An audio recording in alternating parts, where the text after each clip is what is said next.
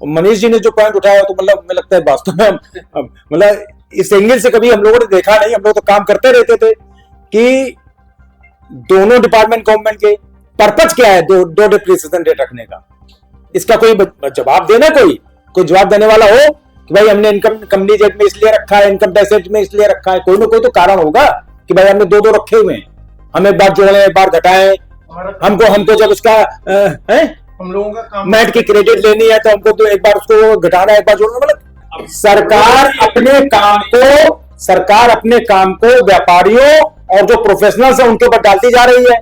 और उसमें अगर आप कोई गलती करेंगे उस काम को करने में, जो काम वो सरकार पहले कर रही थी, हम लोग पहले मैनुअल रिटर्न जमा करते थे, वो सरकार खुद फीड करती थी, उसके बाद असेसमेंट करती थी। अब वो हमसे फीड करा रही है और उसमें गलती ढूंढ के हमको नोटिस देती है ना। या तो सरकार हमको उलझाए रखना चाहती। इसी तरीके से टीडीएस के प्रोविजंस में, टीडीएस जो है व्यापारी किसके लिए कलेक्ट कर रहा है? गवर्नमेंट के लिए। हम गवर्नमेंट की एजेंसी के रूप में काम कर रहे हैं, टीडीएस कलेक्ट करके आपको दे रहे हैं।